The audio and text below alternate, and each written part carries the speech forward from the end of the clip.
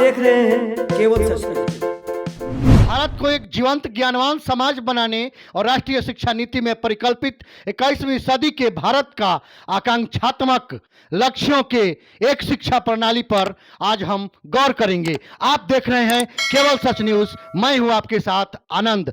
आज आपको मिलवाएंगे एक ऐसे शख्सियत से जिनका नाम है प्रोफेसर पवन सिन्हा, जो गुरुजी के नाम से देश भर में विख्यात हैं और पावन चिंतन धारा आश्रम गाजियाबाद के संस्थापक हैं। इनसे आज हम मिलेंगे, इनसे बातें करेंगे और इनसे जानने की हम कोशिश करेंगे कि मातृभाषा के संबंध में कई ऐसे सवाल उठ रहे हैं कि बच्चा प्राथमिक कक्षाओं को पास करके जब जाएगा तो जब हिंदी और अंग्रेजी से उसकी मुलाकात होगी, अंग्रेजी हिंदी जब वो जानेगा, जब वो क्षेत्रीय भाषा में पढ़ेगा तो उन बच्चों से कैसे सामना कर पाएगा जो सीबीएसई से आते हैं, या प्राथमिक स्तर पर 100% नामांकन की जो सरकार की जो बात कही जाती है 100% तो वह प्राप्त कर भी लेता है, लेकिन आगामी जब आगे क्लासों में वो बढ़ता है तो 8वीं 9वीं 10वीं इंटर में जाते जाते उसकी संख्या आधी हो जाती है। इसके साथ साथ इतने यूं कहें 34 सालों के बाद आई जो शिक्षा नीति है,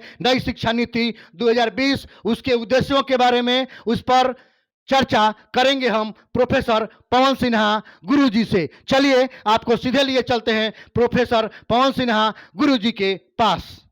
गुरुजी, हम ये जानना चाहेंगे, हमारे दर्शक जानना चाहेंगे कि ये जो राष्ट्रीय शिक्षा नीति 2020 है, इसमें प्राइमरी सेक्शन में कहा जा रहा है कि क्षेत्रीय भाषाओं में पढ़ाई स्टार्ट की जाए, तो क्या ये बच्चे जब 9वीं 10वीं में जाएंगे, इंटर में जाएंगे, तो क्या जो सीबीएसई या बिहार बोर्ड से जो छात्र रहेंगे तो क्या उनसे ये कंपेयर कर पाएंगे प्रतियोगी परीक्षाओं के लिए? देखिए, उसमें दो चीज़ें हैं। पहली चीज़ तो उसमें ये ज़रूर कहा गया है कि क्षेत्रीय भाषा में अध्ययन होना चाहिए, लेकिन उसके साथ साथ विदेशी भाषा में अध्ययन को वो मना नहीं करते हैं। तो हिंदी भी पढ़ सकते हैं, वो संस्कृत भी पढ़ सकते हैं, वो अंग्रेज़ी भी पढ़ सकते हैं। यानी अब भाषाई चुनाव उनके पास अधिक होगा। जो पहले केवल 1 या 2 होते थे, अब उनके पास 4-5 भाषाएं सीखने का ऐसा अवसर रहेगा।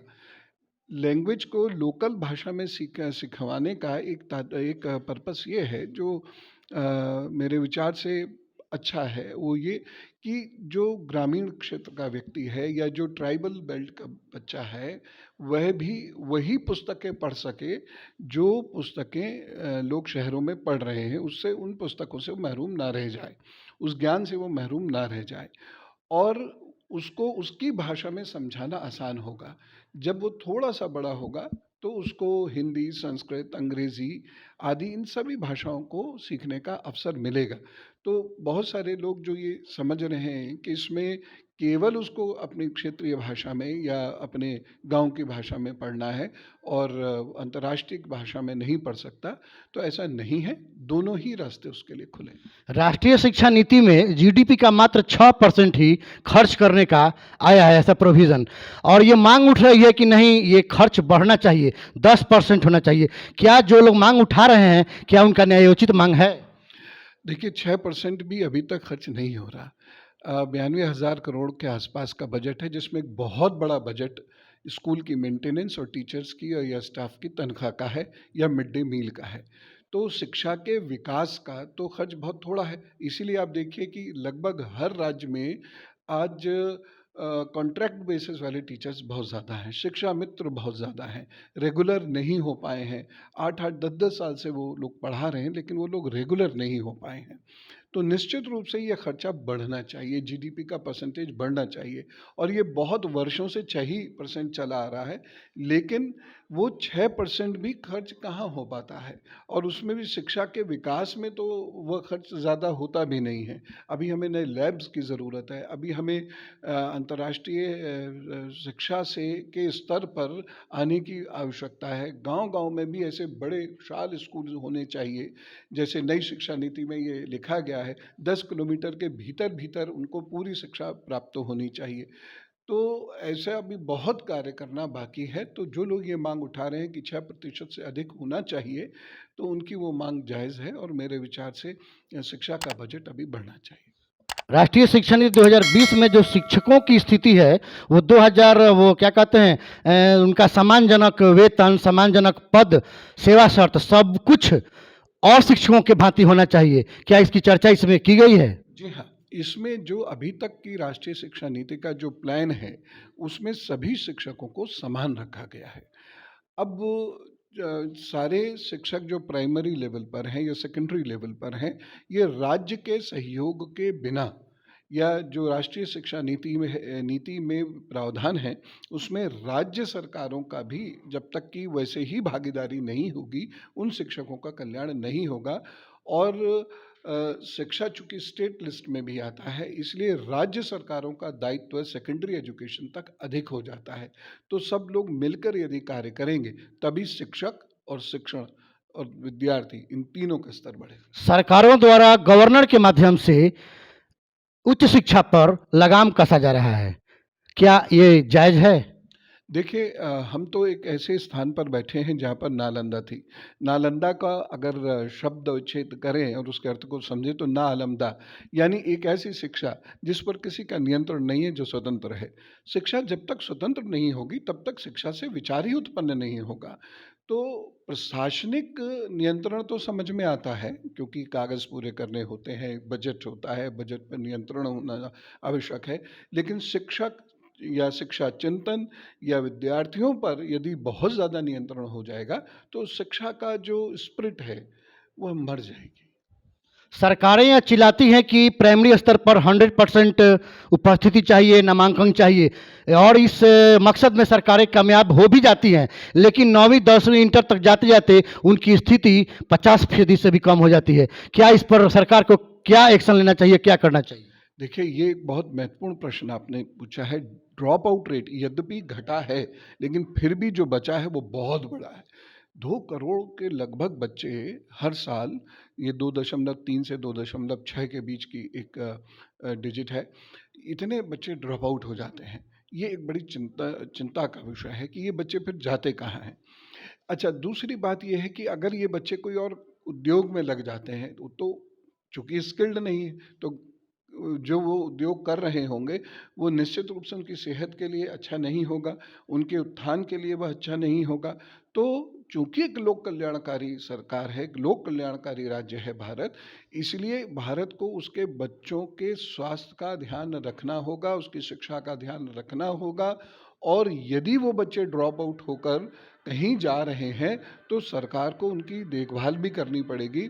ख़ास तौर से जो ऐसी लेबर कम्युनिटी है या ट्राइबल कम्युनिटी है जो एक स्थान से दूसरे स्थान चली जाती है, तो वो जिस भी स्थान पर जाएं, उनकी शिक्षा वहाँ पर कंटिन्यू हो पाए, ऐसी व्यवस्था सरकारों को करनी पड़ेगी। क्योंकि ड्रॉप आउट सारी मेहनत पे पानी फेर देता है। तो ड्रॉप आउट रेट को और कम करना होगा और इसे ख़त्म ही करना होगा। बहुधा देखा जाता है कि पिछली सरकारों ने भी बहुत सारी योजनाएं बनाई, लेकिन उनकी योजनाएं धरातल पर उतरते उतरते टाए टाए फीस हो जाती है। आखिर ऐसी कौन सी कमी है जो उनकी सारी योजनाएं सिर्फ अनुप्रयोग बनकर ही रह जाती है, वो सफल नहीं हो पाती हैं? देखिए, ये भी एक बहुत महत्वपूर्ण बात है। ऊपर से योजना चली, नीचे तक नहीं पहुंची। उसमें कहीं ना कहीं ब्यूरोक्रेसी आती है। सरकार ने योजना दी, योजना का सामान्य प्रारूप दिया, लेकिन जो उसकी क्रियाविधि होनी चाहिए वो सामने नहीं आई।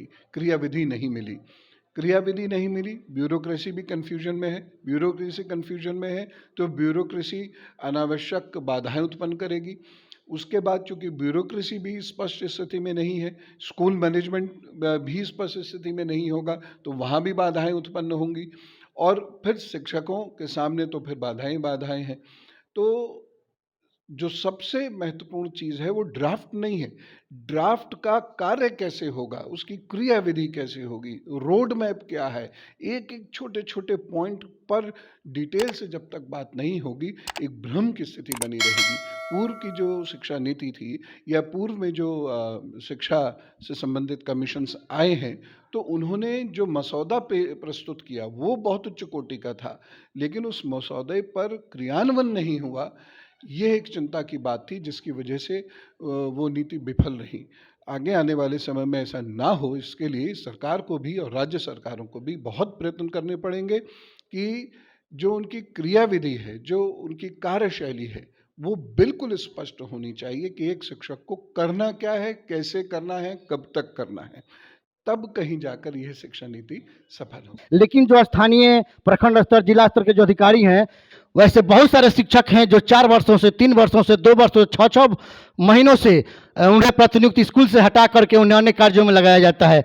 क्या यह शिक्षा के क्षेत्र में शिक्षा के बढ़ोतरी में ये बाधक नहीं है? शिक्षक का जब अपॉइंटमेंट होता है तो वह शिक्षा से संबंधित कार्यों के लिए या शिक्षणेतर कार्यों के लिए यानी एक्स्ट्रा करिकुलर एक्टिविटीज़ के ही लिए होता है। अन्य वो किसी कार्य में लगाया भी नहीं जा सकता।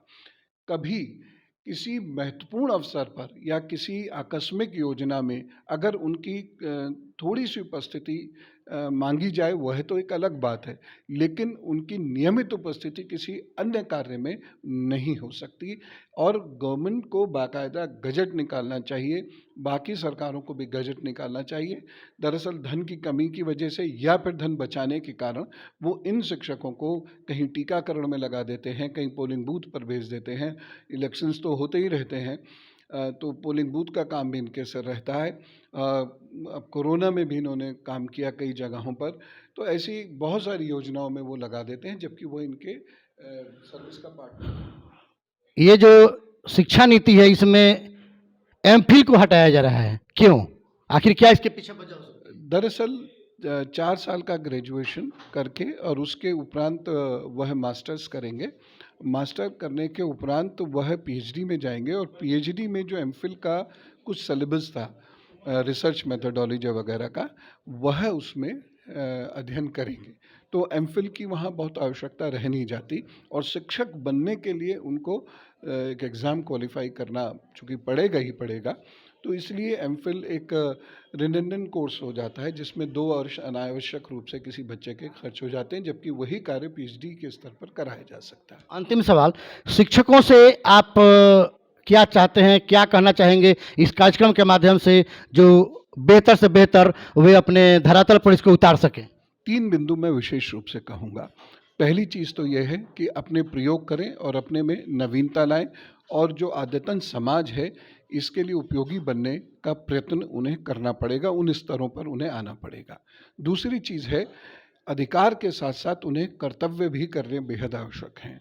और तीसरी बात है कि उन बच्चों की मदद करनी है राष्ट्र के पुनर्निर्माण के लिए जो बच्चे निर्धन हैं, गांव में रहते हैं, बस्तियों में रहते हैं, जंगलों में रहते हैं। उन बच्चों के पास जाना होगा, स्कूल बन के वहाँ पास जाना होगा और उन बच्चों के लिए कार्य करना होगा। बहुत बहुत धन्यवाद।